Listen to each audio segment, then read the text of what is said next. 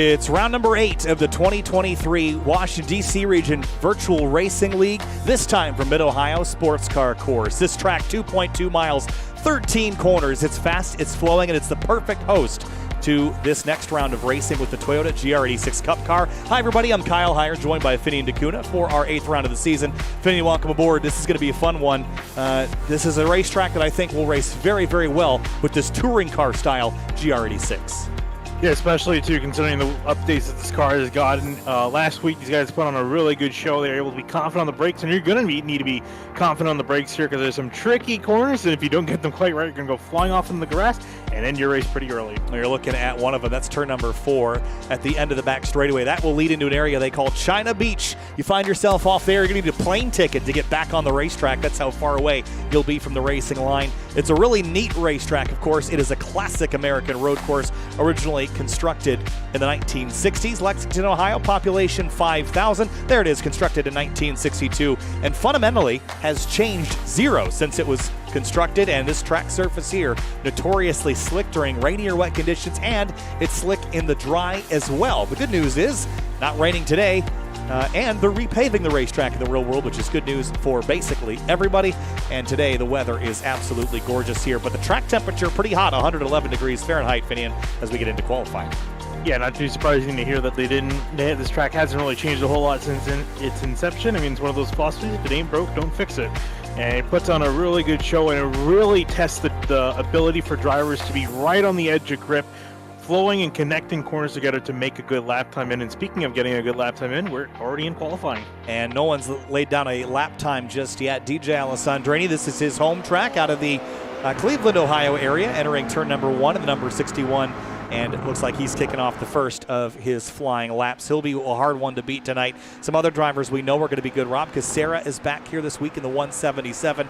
He'll be a threat. So will Ryan Carwile, Andrew Pilata, Mark Shrivastava, Ido Waxman, and many, many more who have done many laps around here in the real world in various cars, some of them in the GR86, GT86, or Subaru BRZ. The Twins platforms, basically, pretty familiar to many here. Ken House-Seal to the top right now on lap 1 of 35.3.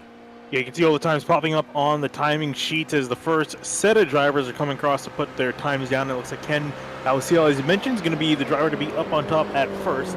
However, these guys do have 3 more laps to put a lap in, especially you can expect some guys near the lower part of the order still haven't gotten a good lap. They have 2 more attempts to get a faster lap than Ken. It's going to take quite a bit to beat, though, because he's half a tenth up on Christopher Lapras.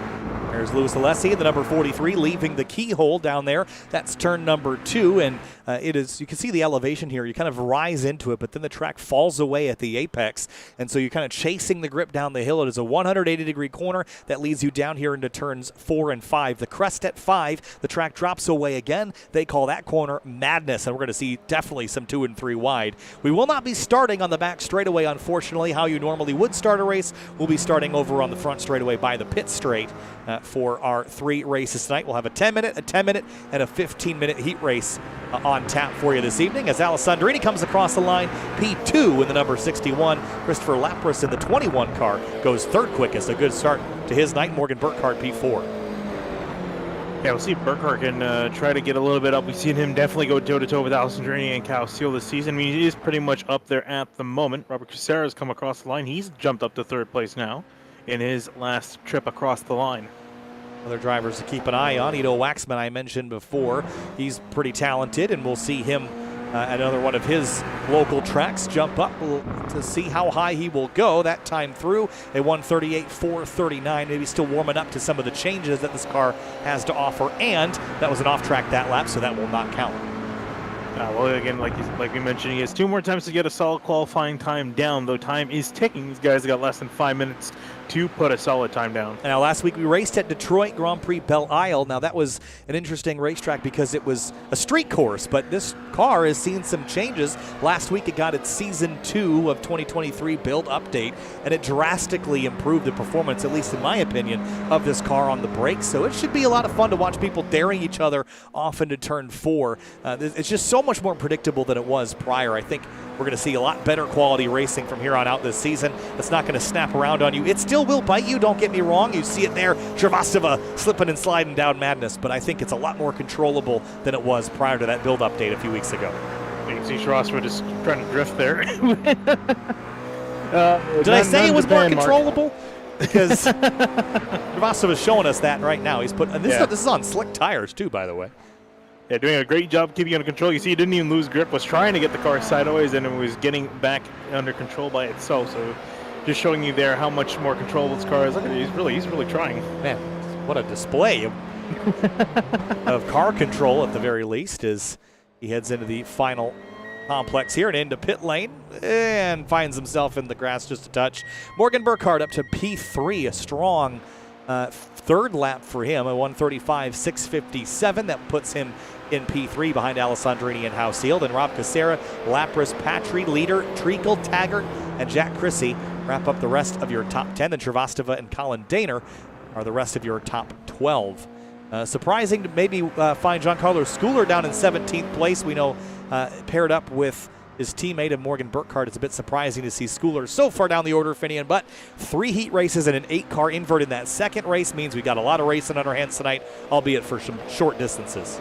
Oh yeah, definitely. I'd be surprised if we don't see him up inside the top 10 before this night is over, because he is normally one of the quicker guys out there. And speaking of which, we have DJ Alessandrini coming to the line. Looks like he might be about a 10th up or 10th down on his lap. It might be enough to get past Ken O'Seal. The man he's chasing just 2/10 quicker than him. If you'd like to watch live timing and scoring, you can do that at simtvbroadcasting.com. Just click the live timing section. A 1:35.629. It is an improvement on his, well, no, it was not. It was down a 10th, so he will stay in P2 for the moment. Darian Taggart, another driver, working his way around P10 right now. Trying to get past Darren Treacle. He's 15 thousandths behind the number 70. Drops a tire there at the exit of turn 10, and now through 11, 12, and 13, which is the final sweep back to the left and back onto the front straight. Yeah, another driver I'm surprised with their qualifying efforts, Steve Akashi, back in 13th. Not a horrible qualifying effort, but we've usually seen him start inside the top 10 and even sometimes on the cusp of the top 5. So a bit surprised to see him outside the top 10 in 13th. See what he can do. Ryan Carwell in 14th. And even Andrew Pilato too in the 96 and 15. So a lot of surprising names further down the order than what I would expect. And Ito Waxman, again, another driver that has plenty of real-world experience here and has owned a first-generation Scion FRS, I believe. Be confusing that, but as he comes out of the final corner, should come across the stripe and see if it's an improvement on his best lap. Well, he didn't get a lap prior, and it's a 1:36.820, and it will not count for Ito, so he will have a long night. It is a 40-car field, Finian. It is a big grid, 10-minute, 10-minute, 15 minutes is all you have tonight in those 3 races. So you got to get busy passing or get busy getting past. That's what's going to happen quick tonight. Yeah, it's gonna be a long night for him because he's starting at least, at the best, he's starting 37. At worst, he's starting at P40, so he's going to definitely have a long night ahead of him. Darren Treacle, not going to be as long of a night for him, starting in 9th as it stands. And the number 70 machine, he's had some pretty good runs. I don't believe he's won an event yet, but he's been very close on numerous occasions. Very, very close. I think he might have gotten a win way back in the day, maybe running the Kia Optima or something back in the early days of SimTV. Yeah. But since then, it's been a while. And a bit of a win drought for Darren Treacle. Qualifying is complete, and on top of the board will be Ken Housefield and DJ Alessandrini. That is a pairing and a duo we have seen and talked about before, but the other 38 starters behind them are going to get to put on a really excellent show. Reminder that this is heat racing. We're going to invert 8 for the start of our second event, Finian, but the goal here is get inside the top 10 and snag some points while you can, because the season is coming to a close pretty quick. Next week is our final race of the season for points in the JRD6 Cup Series season at Summit Point. Now, Suzuka GP will run the following week, but that is a non-points GT3 race. So there is definitely incentive to get your results up as high as you can, because you got only one more week to accumulate those points. Yeah, I'm sure these guys definitely know that out on the track, because they need to make sure they get their stuff in order, especially the guys that are normally near the front. Housefield, Alessandrini, Burkhardt, they've been exchanging blows all season long. Now is the chance to get some really good points going to that final race. Starting lineup for our first race of the evening of 3. Ken Housefield starts alongside DJ Alessandrini in that front row. Morgan Burkhardt's going to be starting in 3rd place in the number 2 machine. Next to him, Robert Crucera is going to line up in 4th place in the 177. Row 3 is Chris Lapras in the 21 and Caleb Patry in the number 198. Leading off row 4, Jack Cressy in the number 6. In 7th place, Mike Leader next to him in the 53 and 8th. 9th place is Darren Treacle. We just talked about him. He'll start alongside Darian Taggart in the Red Bull car in the 95 and 10th. Just outside the top 10 in 11th, Mark Roswa in the 87. We lined up next to Colin Daner in the 88 in 12th. In 13th place is Steve Ficacci, the number 51. Ryan Carwile starts 14th in the 71 car. And Gelato is going to be rolling off in the 96 in 15 with Francis Constilo Romero in the 37 and 16th. 17th place is Giancarlo Schooler in the number 38 car. Bob Crucera starts 18th in the number 11. Brent Schneekloth and Michael Montello wrap up the rest of your top 20. We'll let the rest scroll along the bottom of the screen because we only have a moment more to pace. We go green pretty quick here at Mid-Ohio Sports Car Course. 40-car field. 2 drivers did not grid. Kevin Zhu in the 22 and Christopher Moody in the number 36. Time to go racing in the WDCR SCCA VRL round number 8 of the season. I'm Kyle Heyer alongside Finney and Dakuda. Pleasure to be back with you here for our penultimate round of points racing from Mid-Ohio. Here we go out of turn number 13. Hausiel in command here. Alessandrini on the outside. Then it's Morgan Burkhardt, Rob Crucera, and Chris Lapras. Here we go. Green flag flies. We're racing at Mid-Ohio Sports Car Course. A great launch by DJ on the outside of that front row. We're 3 abreast already. The mid-pack entering turn number 1. Alessandrini tries to go the long way around. He's going to carry some good speed here. If he can keep the overlap, he'll have this lead. And it looks like he's going to fight him all the way to the keyhole here, Finian. He's got the advantage. And solid job. I was looking back in the middle of the field where they were 3 wide. They made it on through, but now into the keyhole. Big braking zone for everyone and a great chance to make up spots here. So far, so good. A little bit of a pinch point here at the exit of the keyhole, and then the run down to turn number 4. 1 car off track in the backdrop there. That's Deacon Greenfield. He's going to get split 3 wide. Anthony Montello in the yellow and blue car. That's Bob Crucera, I believe, in the number 11. But on the run to turn 4, Alessandrini's got the lead over Ken Hausiel. But here comes Morgan Burkhardt to the outside. A huge slide for the number 2. Yeah, lost traction, not enough grip there. I think the tire's probably not warmed up enough, so lost traction on the outside of the corner. Is going to yield back to 3rd. Robert Crucera and Caleb Patry doing it out for 4th place. They sorted out single file, but still you can see battles, a lot of battles going on in the midfield. Darian Taggart and Jack Cressy still exchanging blows. Oh, this is going to get really dicey here because before he gets cycled out for Thunder Valley, you got to get sorted single file. Cressy drops a spot. Daner takes advantage. He's going to go up another position in the number 88 car. He started in 12th, I believe. Carwile is all over that number 6, headed into the final couple corners and the carousel. Yeah, it's so tempting to make a move on this straightaway right here before you get to the carousel, but you really need to be alongside to make a move. Now some more side-by-side action. Will Robbins fighting side-by-side with a 37, I believe. Oh, and he's off the track at sideways, and so is Ryan Daner. Yeah, Ryan Daner went around for a slide. He's back rolling. Will Robbins slowing down. There goes Kevin Zhu, who did start the race. He's going to be up to 25th spot here on this opening lap. And in the background, Ido Waxman has got a windshield absolutely full of race cars here after 1 lap, 8 minutes to go, and still plenty of cars left to pass. Yeah, Will Robbins got loose in the carousel and just lost traction. A lot of cars have been seen losing traction. Francisco Romero was off on the grass just up ahead, and he's going to get back on just before the keyhole. Oh, really tight there. We saw Francis gathering it back up. And off track again is the 18 of Wojtek Heidesek and Kevin Zhu. And there is some trouble in the background. Trenton McMillian and Louis Alessi. Alessi slides across the racetrack, and that might be considered a course cut. We'll have to check back in on that. Patry and Crucera fighting for 4th. That's almost a touch there. And a spin for Crucera at Madness. And you have to be very careful when you come side by side like that into turn 5. It's so easy to try to cut off a person. And unfortunately, you might have seen that there by Patry. Anthony Montello almost jammed the nose of his GR86 up the inside of Peter Zhang. He thought better of it. So we on board now with Deacon Greenfield, who's back in 22nd place. Greenfield had a interesting first lap, but ends up basically where he started. Yeah, it's kind of funny. You do all this battling, all this jockeying for a position, and then you only end up pretty much where you started not too long ago, but the race is still young at the moment with just over 6 minutes remaining. Mike Leader, I think, has gotten some problems. Yeah, let's have a look at how he got himself off course. It was with help from the 88 of Colin Daner. Just got kind of knocked into the grass and didn't hit anything, but that will lose you a lot of ground. Daner. Danner lost a lot of position as well because he got loose from that after he got some contact from Jack Chrissy after he made contact with the other drivers. So a lot of guys making some contact here early on into some catastrophic consequences, but the leaders, I don't think at least they haven't made contact just yet, but they might. As Ken O'Seal got a great run off of that corner right there off the keyhole. And look at the slipstream, the advantage gaining here for the number 33 car. Look at the gain he's got here on Alessandrini. DJ protects, he's going to leave the inside open, give O'Seal that inner groove here. Now it's a braking duel here into turn 4. DJ's going to have drivers left for madness. That's the line he wanted O'Seal to take, but Ken might complete the pass. Yeah, now Ken's got the line now going into turn 6, and he should easily clear DJ, and he secures the lead for now. Still have the chance for DJ to make a counterattack, and that's also really Morgan Burkhardt in the number 2.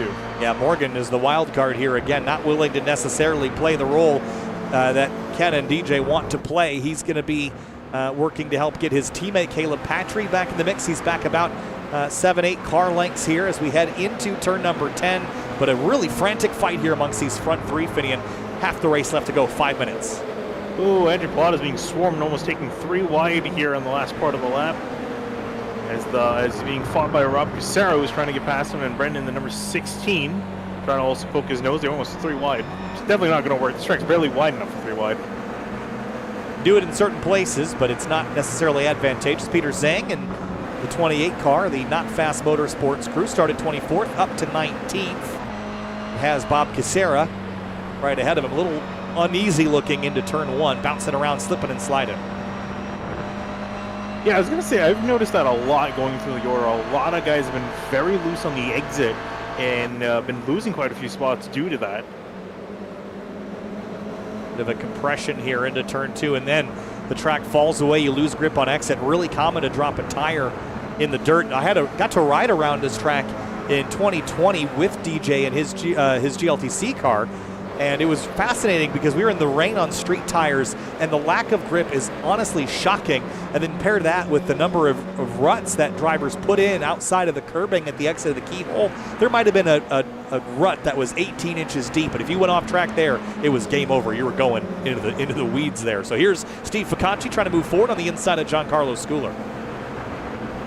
Oh, and some door-to-door contact there, getting hip check off the line. They're still not going to give up. They're still going to fight it out. Ficacci trying to fight on the inside. Montello working on the outside. And actually, Montello last lap through, I saw him coming through this corner. He was coming out sideways, making a pass. This is great stuff. Michael Montello in that number 23 brother.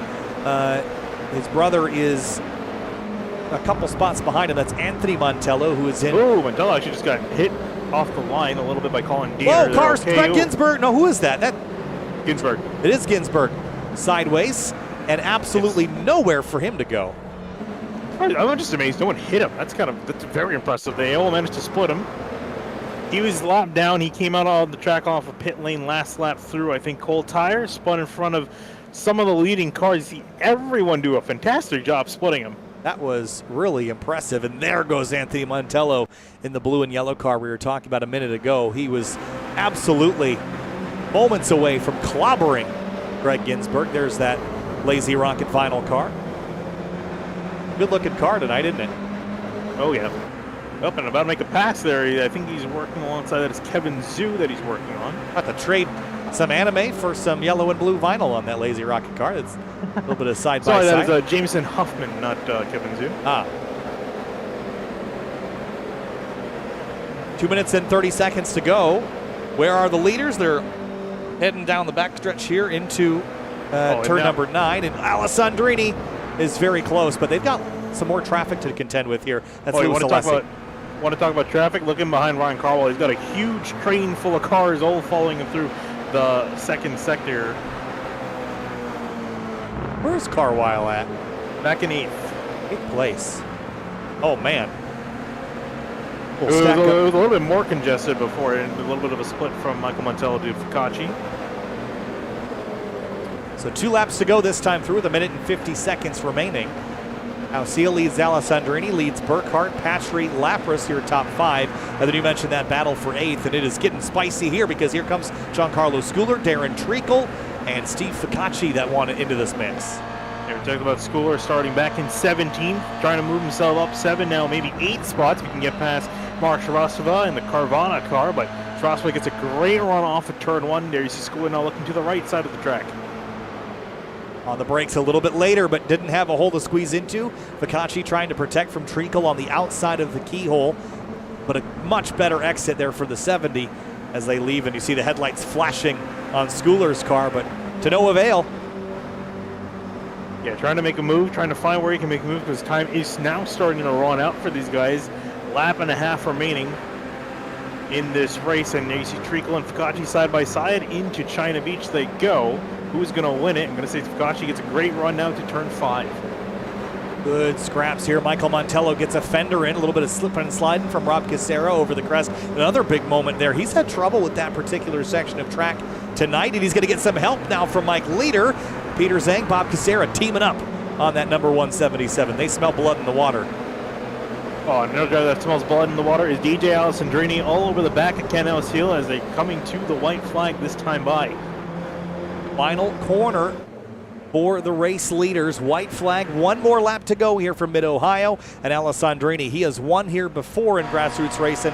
Looking to do it again tonight in the WDCR SCCA Virtual Racing League. Much shallower entry here. He's going to clip the curb, but a great run on the exit for the lead. Up here, see where he's going to go. If he's going to go left, going to go right. I think Ken is going to try to defend the inside lane. Looks like DJ now going to look to the outside.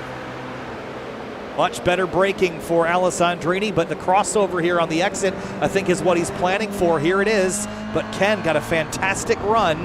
The slipstream will get DJ close, but not alongside by the time they hit turn 4, so he's going to have to get crafty in the final sector, I think.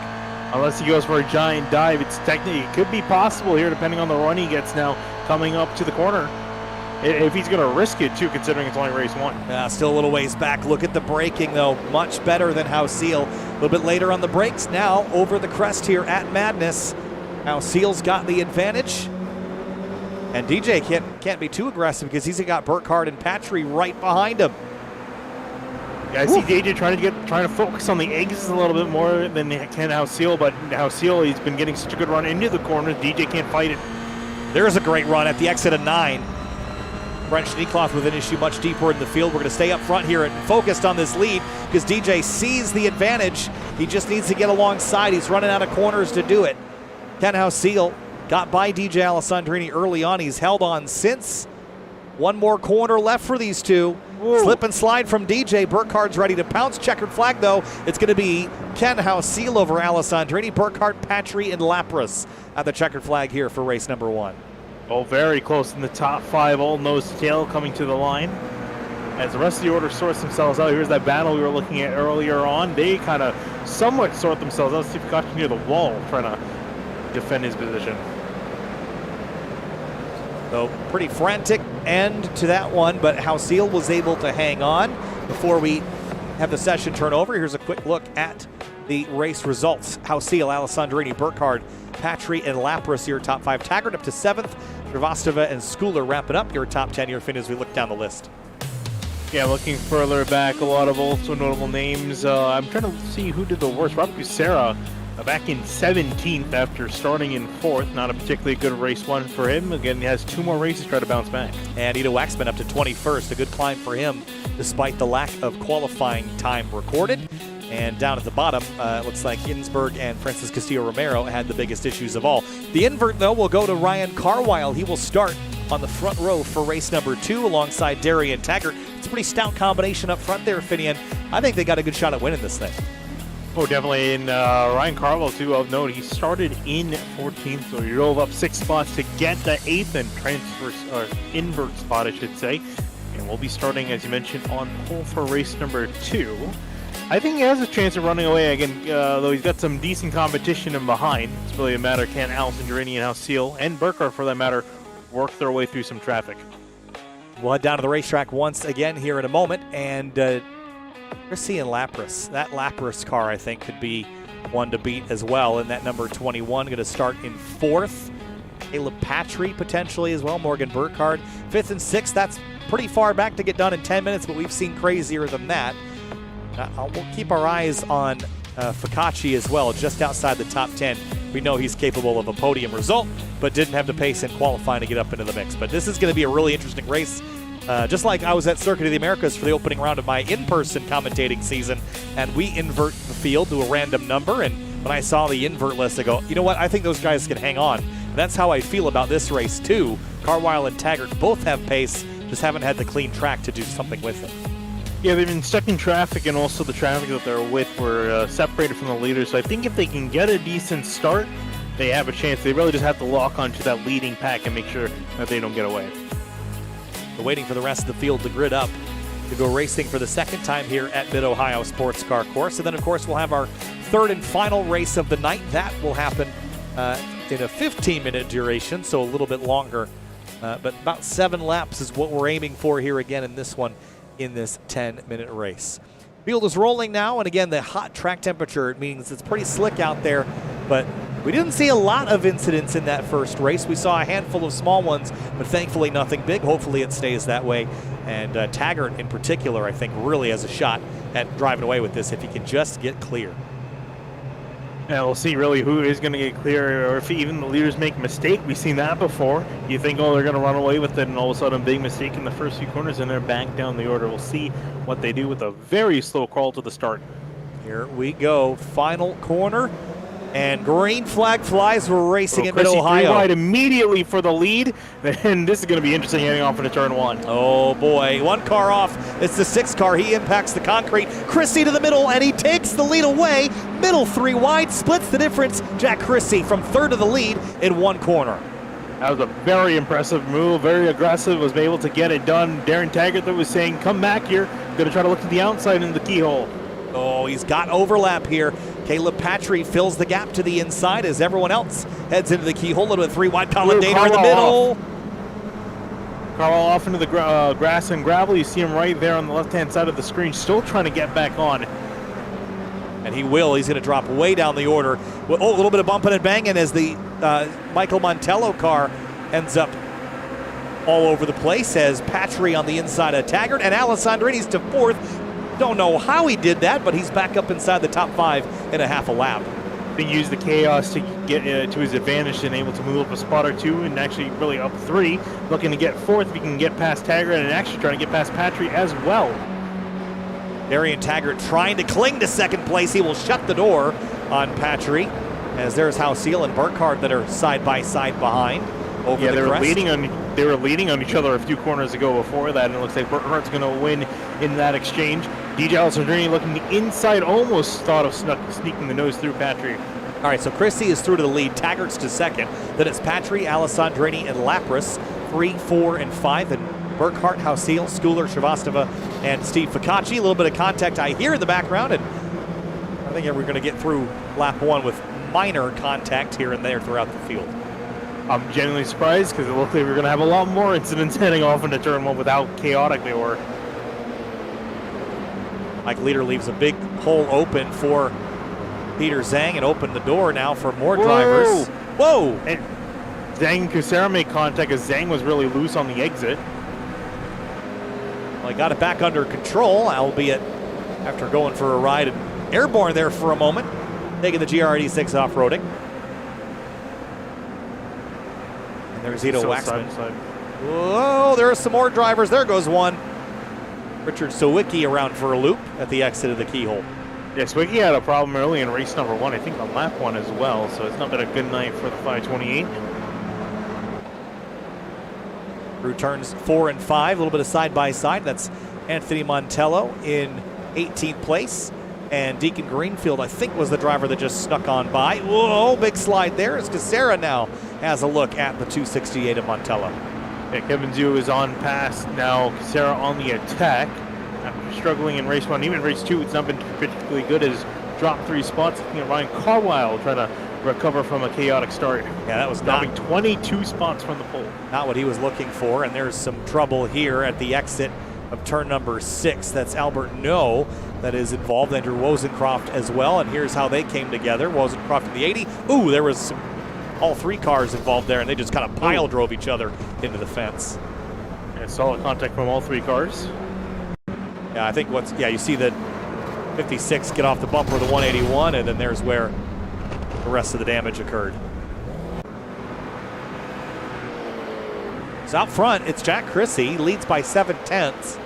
Yeah, they've struggled. Whoa, DJ, a huge dive to the inside of Patry. That caught me by surprise. They caught the 188 by surprise. Some contact though on exit. Here's what that looked like from high above. Really late on the brakes and went right to the apex and managed to keep it there. He's got the teammates behind him side by side. That's Patry and Burkhardt. But DJ back up into a podium spot.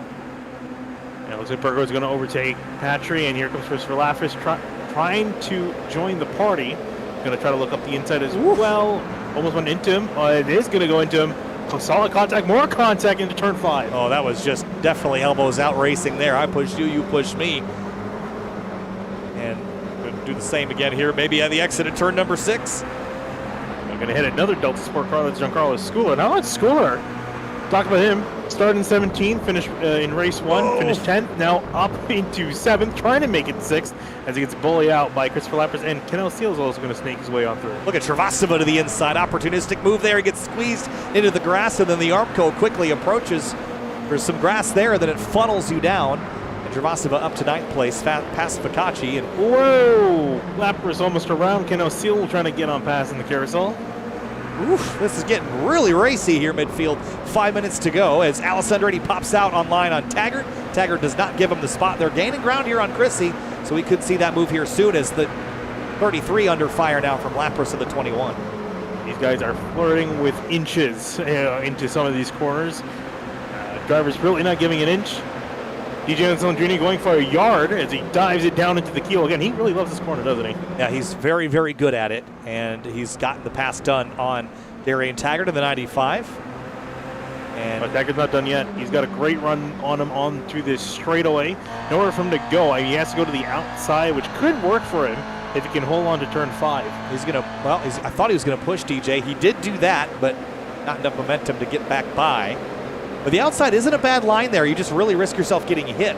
But if you can maintain overlap, that's actually, I think, the place to be, because then you have the inside here for the much more final turn number 5. And Michael Montello, of course, throws Pilata wide, and here comes Colin Daner. They're 3 abreast. And now back to 2. And we haven't really seen a lot out of Pilata tonight. I wonder if that has to do with his qualifying effort and then kind of getting buried there in race number 1. Yeah, I think, again, if you get stuck in traffic here, it's really tough. He's side by side with Anthony Montello. He is drifting through the corner and has somehow managed to save it. We'll lose a spot to Daner and Peter Zhang. Daner offline just a little bit. That's going to leave Peter Zhang the opportunity, but he gets the nose shut on him, and here comes Deacon Greenfield. Side-by-side action throughout the entire field. You can see still going at it, Mike Leader, Kevin Zhu in behind these guys. Oh, Leader almost door blasted the 32, but managed to stay off him and into turn 1 again. Battle for 3rd place brewing. Darren Taggart under attack from Morgan Burkhardt looking to the outside. And the lead for Chrissy has dwindled. The driver that was inverted, who started this race in 8th, is now back up to 2nd place as Burkhardt goes wide. Burkhardt goes wide. DJ went wide as well. That will save Chrissy maybe for a half a lap or so. We are running out of laps. Next time by is 2 to go. That is a tall task, though, to hold off DJ for that long as the teammates, Delta Sport cars, pair up nose to tail again.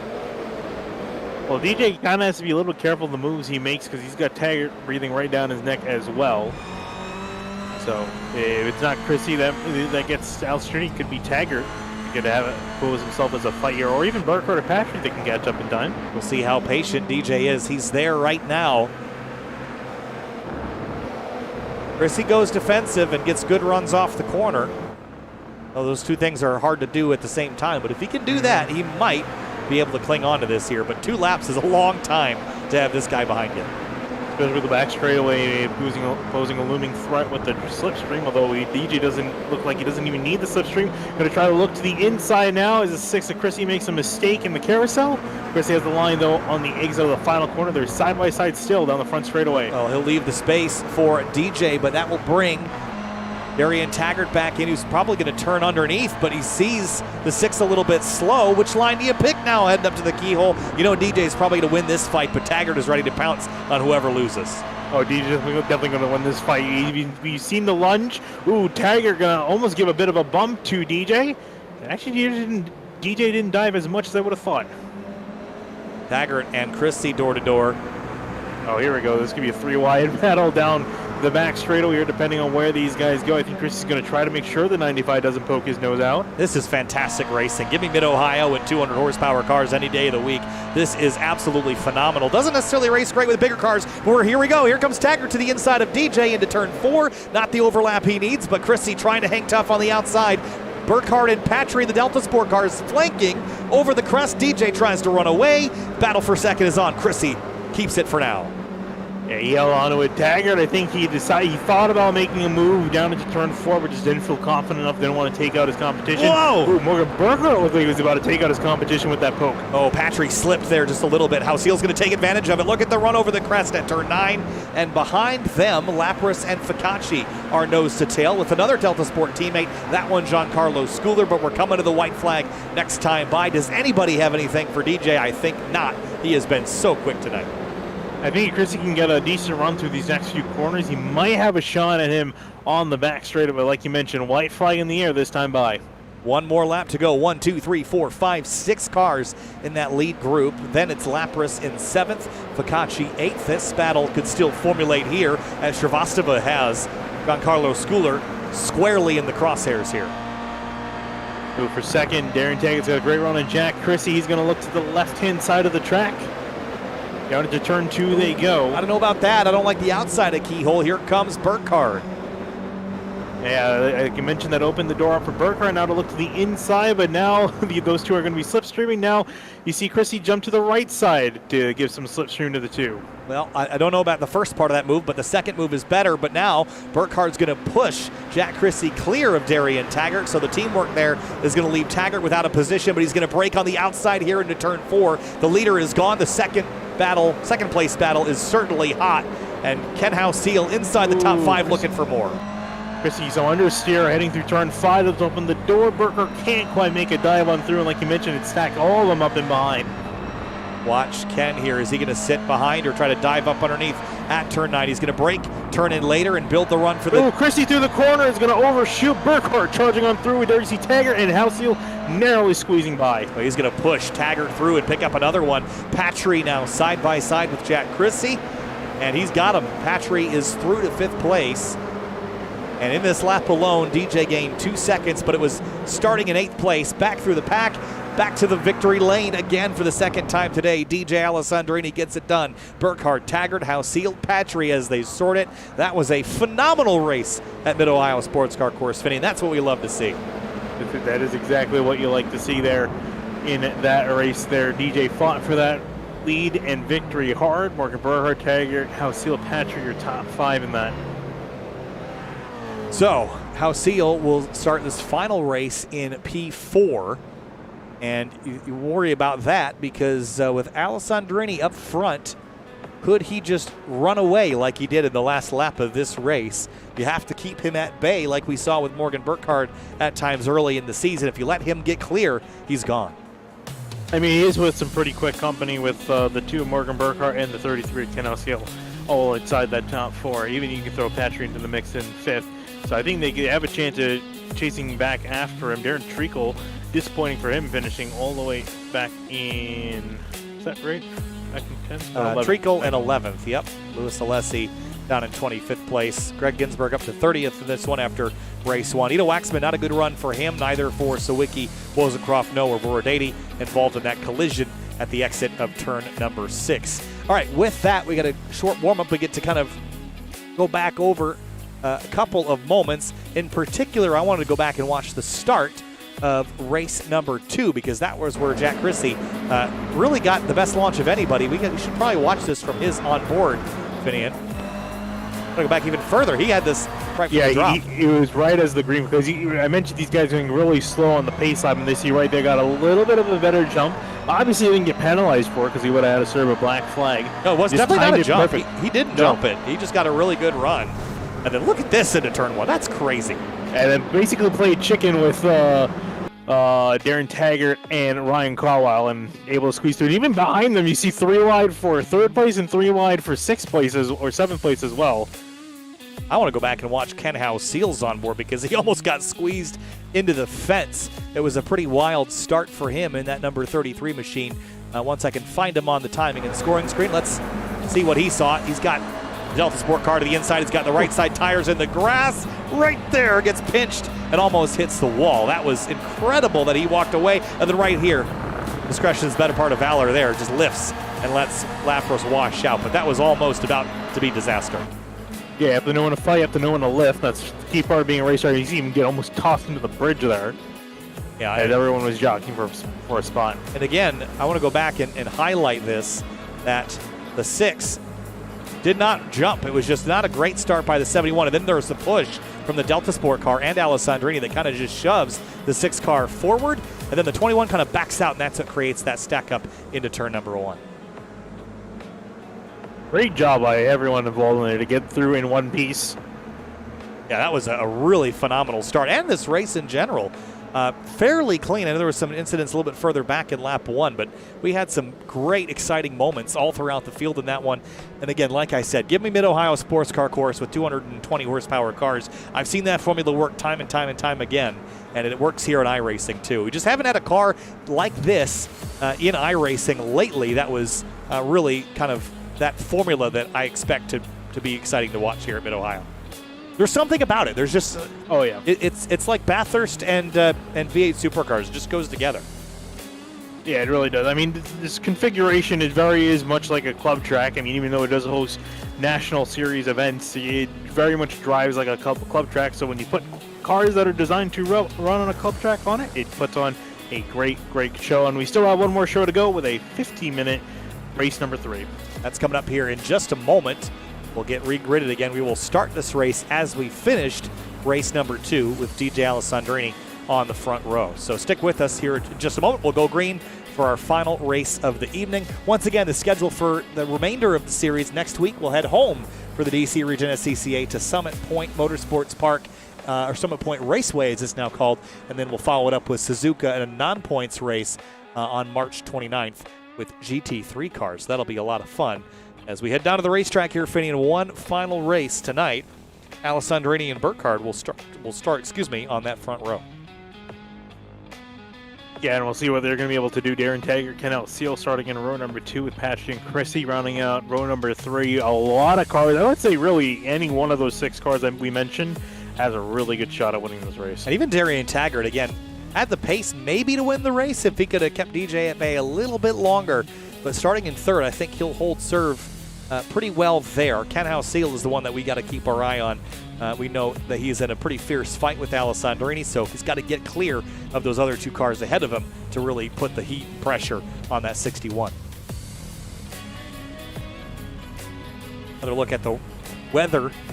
It's been a pretty hot race day, but the temperature has cooled a little bit. Yeah. This place is not known for having the most grip ever, and we've seen drivers and cars slipping and sliding all over the place. I'm sure in real life they're going to love the repave, giving a little bit of extra traction through some of these corners. Maybe, but the track did say that they were repaving their pit lane to test the new asphalt, and I just had to wonder, is repaving pit lane really a good test of what that pavement is going to go through? No. I didn't think so. You kind of need to put cars on load on the edge of grip with the tires. That'll really be the good test. But, I mean, I don't know. I don't design racetracks, so. Yeah, well, all I know is that it's good to see that track getting at least a little bit of money put towards it. In recent years, it has kind of seen some dilapidation. So hopefully it will return to the calendars of the series that we know and love, IMSA and IndyCar. But for now, here they come through the carousel. Alessandrini and Burkhardt on that front row. Will they have learned some things from that race to start? Green flag, an early green this time, and a much more orderly 2-wide start. Burkhardt got a great start on the outside, trying to overtake DJ Alessandrini before they get to turn 1. I don't think he'll quite get there, and DJ will get a great run, and a great line will immediately take the lead back. And a little bit of bouncing over the curbs there through the first corner.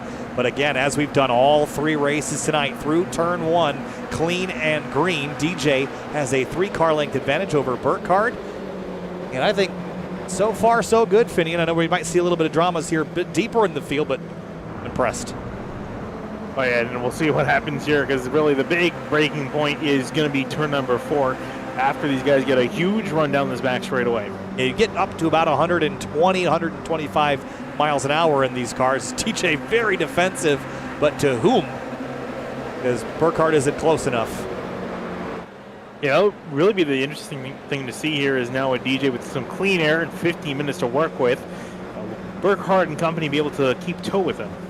Yeah, it's going to be tough. There's some weeks that you're just the fastest, and this is one of them for DJ. Ryan Daner and Pax Rolf a little bit slow over Madness.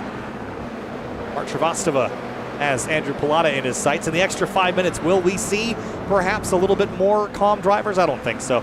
Every week. Ken O'Seal got a great run out of that previous corner, side by side with Taggart, working for third place.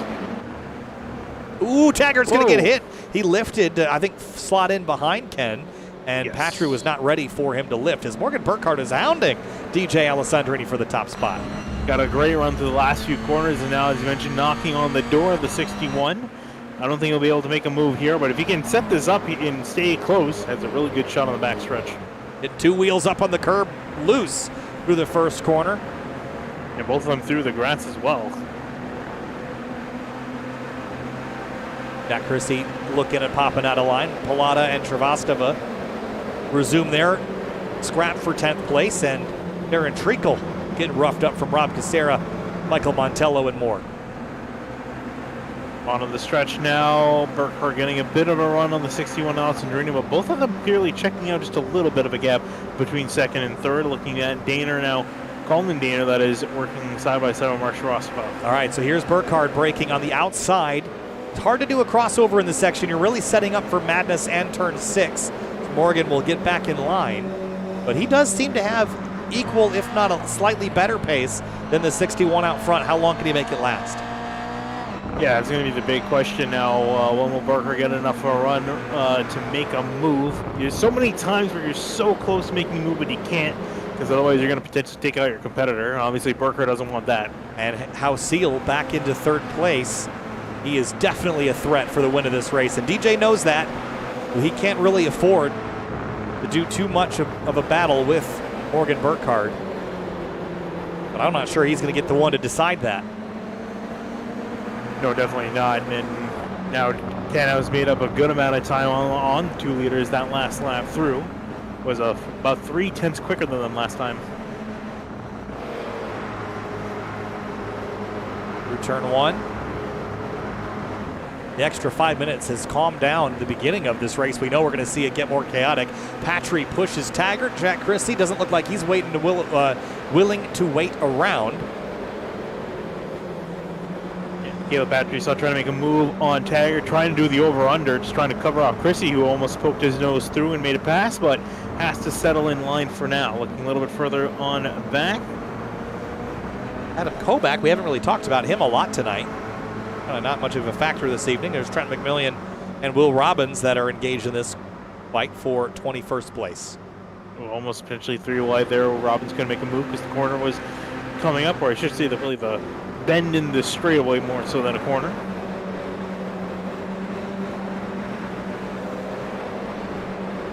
And again, Burkhardt hounding DJ. He has overlap here into turn 9. DJ has to leave him the outside, and Burkhardt's going to cross him over. This is great racecraft here from Morgan to set him up. And now look at the run he's got. Yeah, DJ had a compromised entry. Couldn't quite get there. Burkhardt actually jumping on the brakes a little bit to just settle in behind. DJ wasn't able to get the run that he needed, but it was a decent attempt. And keeping DJ guessing. Unable to drive the line that he wants. That's slowing him up. And Taggart has not dropped out of this group. A moment ago, he was back fighting to stay in the top 5, but here he is still clinging to 4th as the front 3 condense upon each other. Ken Hauseal, by the way, is right on the heels of Morgan Burkhardt, so if he makes a mistake, the hunter becomes the hunted. Yeah, Hauseal's ready to make a move. Actually got a great run on Burkhardt out of turn number 1. Going to actually look to the right-hand side and dive to the inside. Oh, that was an aggressive move. Didn't have the overlap quite yet, but he got it.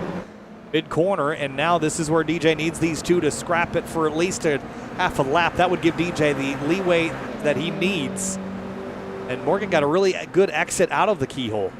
And you can see DJ playing with both lanes of traffic, trying to give each one a slipstream to make sure they're side by side, because if they're side by side, they're going to waste even more time. That's really clever driving by DJ. That's not something most drivers would even think about. They would just kind of defend generically, but DJ giving each driver an equal draft to make sure that they're doing this. That was very precise. Whoa, They're going to bang whoa. doors.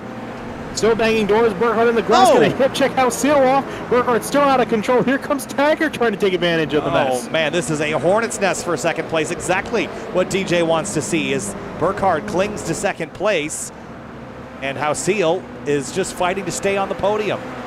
And I think all of these guys in this pack are slamming their steering wheel because DJ just took off and gained about almost 2 seconds on them. Don't give him the opportunity. He will take advantage of it. That's what he does, especially at his home track here. Single file now, but that was a lot of time lost. And now Ken didn't even complete the pass on Morgan after all that. No, back to square one, and actually it's really worse than back to square one because now they got a huge gap to catch up to DJ. Now they have to really work together, if that's even possible, to try to catch the 61, but they don't have a lot of time with just over 8 minutes remaining. I don't even know how much the draft really is useful to work together here. It's advantageous in a pair for the second driver only, but I don't think it's like a place like Daytona or Sebring where you can really push and shove each other around and gain time. I don't think it's necessarily going to work like that. 1.8 seconds is the differential, and Morgan is going to have to work very hard to close that gap back up. If he does, I think Ken was going to come with them because they're side by side. I was going to say, Ken didn't even bother trying to give a shove. He just went straight for the move, straight for the overtake. Going to have a little bit of overlap over the two heading into turn 4 now. And let's see, is Burkhardt going to let him on by? He's going to try to fight for it. He's got just a little bit of overlap almost in the grass. No love lost between these two, but I think Ken will have the pass here because turn 6 is another right-hander. And yes, he's going to have the position, but Morgan tried to cross him up, but couldn't fit there. Yeah, well, really, what did it cost for these guys? It cost 2 seconds. DJ's up the road, and I'm not sure if Hausiel has that much pace in him to try to reel him back down. Well, they had some pace chips that they cashed in to do their little scrum. Look at how much this checked up. Everyone else in behind to Ryan Carlisle in 17th is nose to tail. I mean, that's amazing, right? I mean, a move a lap ago has jammed everybody up a lap later. I mean, it's like you just put the cork in the bottle and shook it up. I mean, you've got that pressure building all behind the 33, and he can't even focus out the windshield because Morgan might have given up on catching DJ, so now he's just going to launch an attack back. Who knows if they're going to work together? I think not. No, I definitely think they're not. I think at this point, every man for himself. They're just battling it out for second place. His first place is gone and away. Ooh, Steve Fikachi off, or slow, I should say. And he's going to lose a couple spots here. Not exactly sure why he's slow. Rode the curb in turn 1, got loose, and then got hit by the 38 of Giancarlo Schooler, who's currently in 8th. All right, so the gap is 2.15 seconds. Rob Casera is around and got hammered by Kevin Zhu, and that car is absolutely destroyed. Oh, yeah. So, unfortunately, he's going to have to retire in race number 3 and take a look at what happened. On the inside of Michael Montello here. And then Mike Leader is behind him, and he was already spinning. Leader finished him off. And then right there, Kevin Zhu. That was a big hit. Whoa, they're almost 3 wide up here near the front here in the top 5. Whew. Almost wrecked each other going into turn 4. Dagger is trying to make a move on Morgan Burkhardt, was not successful. Lapras and Chrissy through turn 9. And Lapras was lucky to clear Chrissy before corner exit. Kevin Zhu reset. He jumps to the top of the board there for a second because reset will teleport him around to the start-finish line. So ignore that for now. DJ is still your race leader. Krivostova and Fikachi, 12th and 13th. Then it's Treacle and Montello as now Giancarlo Schooler is dealing with the Daner boy. And side by side they come out of the final corner. Andrew Pilata waiting the wings, riding on board with him right now, heading off into turn 1. And well, it's just a matter of who's going to be braver diving off into the corner. In this case, it's going to be Giancarlo Schooler. Here comes Pilata following on through. It's just really been an unexceptional night for the 96 in comparison to where he was in previous weeks. And like I said, I have to wonder if the change in dynamics of this car, look at this pack up here in the keyhole. I have to wonder if the change in dynamics has thrown off the 96 and allowed everyone else to kind of get a little bit quicker, and Pilata just hasn't had the time or hasn't figured it out yet because he seems to have struggled just a little bit. Yeah, I'm sure a lot of these guys have struggled after the update because haven't had a whole lot of time. I mean, got real life responsibilities. Can't spend every single hour driving this car and learning its new capabilities, because now you can really push the car a lot more than before the update. And if you can't push that extra bit, you're going to be a little bit slower. Yeah, it's still a bit of a knife's edge in the braking. It's just a little bit further in the pedal that you get that response. Before it was like you'd get the brake to 40% and then the car wanted to swap ends on you, as Darren Treacle has had a problem here at Madness. But now you can get to about 80-90% pedal pressure before that ABS will kind of start acting funky on you here. So we're coming to 3 laps to go, I believe, and Alessandrini's lead has begun to dwindle. Hauseil's reeled him in a touch. Has reeled him in. Gaps now come down to about 1.5 seconds. Question is 3 laps enough to bring that down? Plata almost around in the carousel. He's still slipping and sliding that car, trying to regain that grip. It seems like every time I've seen a car offline, it's like there's a bunch of oil off the racing line. That's just Mid-Ohio, Finian. That's just Mid-Ohio. It's like that online, too. I mean, it's a slippery racetrack through and through. And you throw 110-degree track temp at it, and it's just like driving on an oil slick. Mike Leader trying to make a move on Mark Ross with his battle for 12th going on at the moment. 1.3 seconds. Hauseil was 4/10 faster. And if he can do that 3 more times, he can catch DJ Alessandrini. Throw the draft in there, it might be a little bit less than that. But he is making inroads. There's Ken, there's DJ. Into turns 4 and 5. And Taggart and Burkhardt trading positions, or trying to. Morgan keeps overlap here into Madness. Whoa, hooks the curve, gets a little bit loose. Now Taggart's going to have the more preferred line heading through turn 6. And now it's back to Burkhardt's favor. All good news for Ken Hauseil because he can focus forward. And Patry. Oh, Patry trying to get up with his teammate, but Taggart now splits the Delta Sport cars, and Christopher Lapras has everybody out the windshield. Here he comes, wasting no time. And it looks like he'll waste at least this corner. Tucks back in line, thinks better of it. The racing line thins down to just nothing there at turn number 10. Yeah, and just decided to play a little bit more safe here, especially with some racing still left on the clock. Oh, DJ's off into the wall in the final corner, hard. DJ Alessandrini in the wall and damaged from the race lead. What happened? That was all by himself. Oh, DJ said his game froze and or crashed. Oh, man. Well, he's still driving, so he got it corrected. Yeah, he actually he got lucky. He hit the tire barrier, not the concrete wall. So, it's still a little bit of damage, but I don't think would have been as bad as if he hit the concrete wall. But man, wow, that was unexpected. All right, well, Ken's going to get the lead anyway. The battle for second now heats up as Taggart and Burkhardt will chase each other down the back straightaway. Well, Taggart looks left. In real life, you have suspension failures. In the sim, you have game failures. Yep. Yeah, I can understand the freeze. New damage model in particular, a lot harder on systems. Oh, Burkhardt chasing the rear end of that car. He is loose. He's loose, but he used that advantage. He kind of just threw the car into the corner and sorted it out later to get ahead of the 95. Now these guys are fighting for just a little bit more now instead of third, second place. That's just this chassis in general. Throw it in the corner and figure it out on throttle. You drive it with your right foot. I mean, that's just the nature of this car. It's so neutral. This guy's going to be driving a lot with the right foot here, coming to the white flag this time by Taggart, giving a little bit of a shove to the back of Burkhardt. Yeah, no chance for Burkhardt to catch Hauseil at this race pace, but it is the battle for second that we're watching slide from Taggart in defense of Patry, and the white flag is waving now from the start stand. Hauseil's got one more to go. Burkhardt, Taggart, Patry, and Lapras, the rest of your top 5. Yeah, Ken Hauseil's got a comfortable lead. Burkhardt, not so much. He's got a huge string of cars in behind that are all starving for second place. Morgan got a really strong run through the first corner.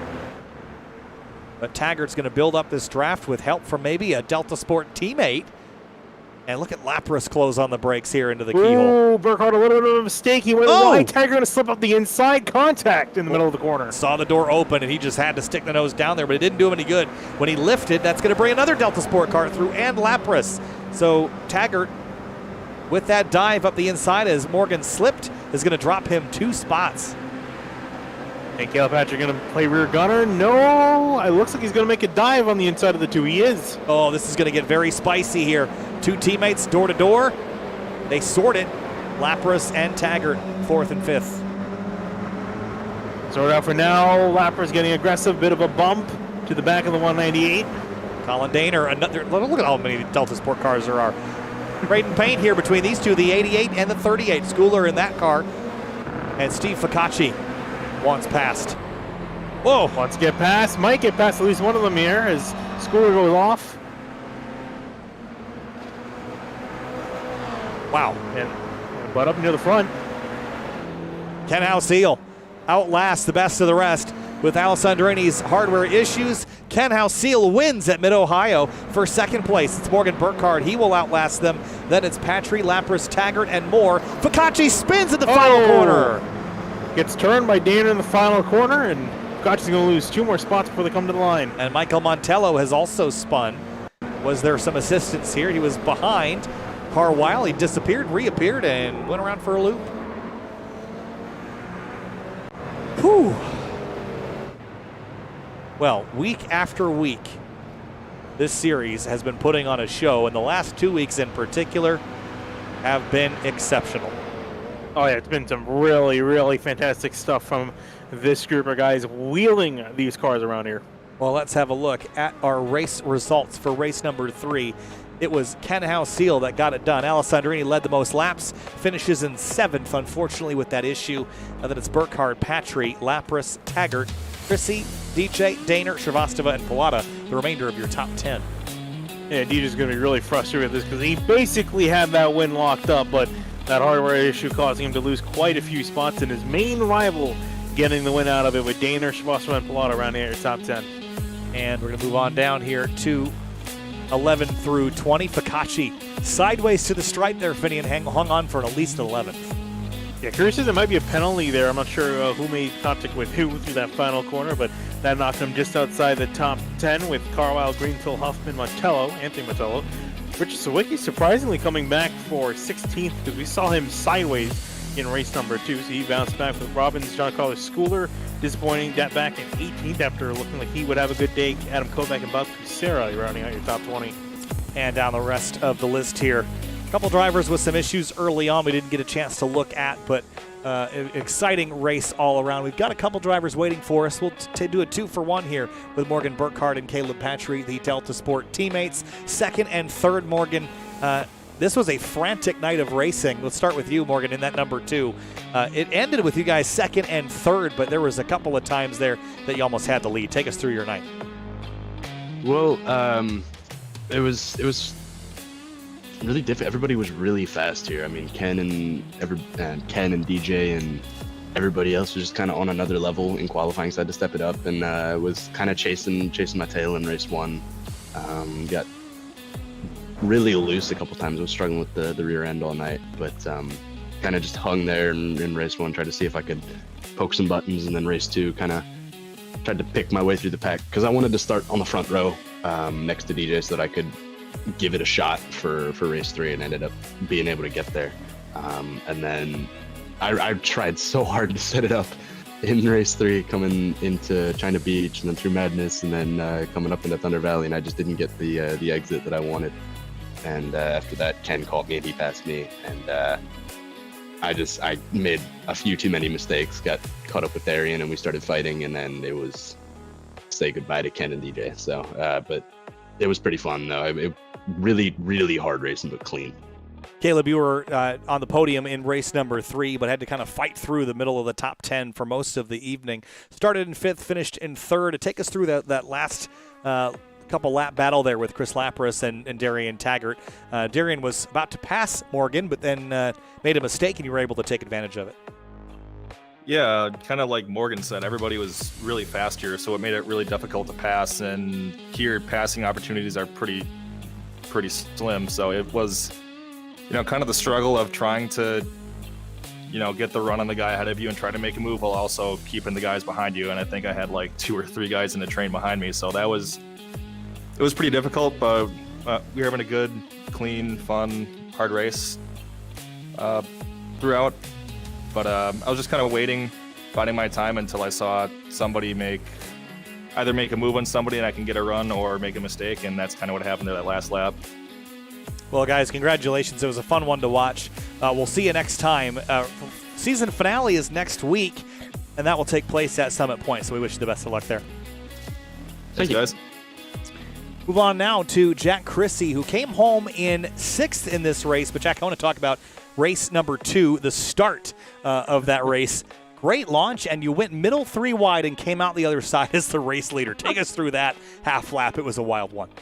Yeah, that was, I saw the gap and I was a little worried with how every other 3 wide's gone at the start of all these races. But I saw that as my only opportunity. I kind of wanted to make that pounce and see if I could get in front and kind of get a buffer to the guys behind me that I knew were going to be a little bit quicker and see if I could grow a little bit of lead. Sadly, I wasn't able to, but I mean, those last couple laps were absolutely wild. So, yeah, it was a lot of fun racing with Morgan and those guys, and yeah, happy I was just able to kind of keep it clean this time around. Well, it was a fun night to watch. P6 in the feature race, the final race of the night. Jack, thanks for chatting with us. Best of luck to you next week. Yeah, thank you guys. Ken Alseal won race number 3. Ken, race 3 was wild behind you in particular. We were just talking to Jack Chrissy about the start of race number 2. You about ran out of racetrack and were about 3 inches from the concrete wall abutments of the bridge over the track. You came out the other side of that thing in a pretty good spot, finished 4th in that race, and then won race 3. Take us through your night. I'm sure you saw a lot at the windshield and the mirror.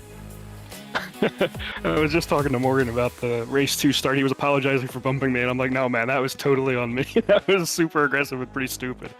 But yeah, I can't complain about the night. Qualifying was phenomenal, and then race 1 got shuffled back a little bit right at the start. Just didn't get the jump, and then race 2 was insane. Race 3, I was working real hard trying to catch DJ after Morgan and I had some weird netcode incident, and then he just sort of, the computer crashed or something, hardware issues, and it was like, oh man, I was really looking forward to battling him, but it is what it is. Can't complain about my night, and it was a ton of fun. So. Well, tonight was some of the best racing we've seen all season, Ken. When you watch the broadcast back, I'm sure you'll see that. I think the changes to the car seem to have helped a lot as well. It seems like it's a lot more predictable, at least from my experience driving it. And if you throw a 220 horsepower car on a track like Mid-Ohio, you are basically baking a recipe for success. It was a blast to watch tonight. Yeah, like you said, the changes made a huge improvement. And in my opinion, like I finally feel like I could nail the setup tonight instead of compromising it in some way to deal with strange car behavior. I tried a bunch of different stuff on Monday, and again a little bit yesterday, and like I said, felt like the setup was nailed, and the car finally feels like a car. It's still not 100% right, but it's really good now. All right, Ken. Hey, really good tonight for you. Take home a victory in the 3rd and final race. We'll see you at the season finale. Before our fun race at Suzuka, we head to Summit Point next week, home of the WDCR SCCA. Ken, we'll see you there. Yeah, thanks. We're really looking forward to heading home. And we got DJ Alessandrini, who won the first 2 races tonight, finished 7th in the final race. DJ, something happened there at the end, screen freeze or something, but 2 wins on the night, and some fun to watch for sure. The screen froze for like 3 seconds. It's been an issue that's been happening for like 2 years now, but I've never been able to figure out what the issue is. It's just every once in a while, like the screen will just hitch and freeze. I thought it was just an iRacing thing, but I've played in other people's rigs where it's just like that never happens. So. Yeah, weird things. I've had issues like that before, but it stinks to take away the win that you had. I mean, Ken was certainly hunting you down. It would have been a battle, but I think you had a pretty safe lead. But the racing tonight, DJ, you were in some of it. Looked like a lot of fun out there. Yeah, the racing was fun. Looked fair from my perspective. Yeah, the car's come a long way with the damage model, so like you can kind of lean on each other a little bit. Not afraid to bump draft, not afraid to get close. So yeah, the racing was really fun. I'm just really bummed that was going to be a really good points night for me, and it was taken out of my hands from something out of my control. Yeah, it happens, DJ. But I will tell you that tonight was a blast to watch. I know anytime you throw a 220 horsepower car on Mid-Ohio with a field of 40, it's going to be a fun time. We've seen that before, but really good stuff, and we'll see you next week for the season finale. Yep. Thanks, guys. Appreciate it. All right, Fernando, wrapping things up here tonight from Mid-Ohio Sports Car Course. I've said it before. I'll say it again. This was some of the best racing I've seen, at least in this season, and probably in a couple months on the roadside. This was really, I mean, again, these races have a tendency to feel frantic at times, but tonight it was exciting without feeling frantic, so I was really excited to see that. Yeah, I don't know what these guys managed to do. Every single week it almost seems like they're topping each other each week. which race is better than the last, because this race definitely, like, I agree with you, this is one of the best races we've seen all season. Wheel-to-wheel action nearly every single corner at any single point during the race. These guys did a great job. Some really hard for racing. I also just find it funny, how many leads can you see two guys battling for the lead hit each other, and they're just like, oh, that was stupid of me to do, and then the buddies right after it. You never see it anywhere else in iRacing, but yeah, great stuff from these guys. Yeah, awesome stuff. And as you mentioned, the sportsmanship is also very strong as well. We got one more round of this, at least with the GRD6 Cup car. That will be next week from Summit Point, followed, of course, by our GT3 Fun Round at Suzuka. I'm Kyle Heyer alongside Finney DeCuna. We'll see you there. Thanks for watching. We'll see you next week here on SimTV.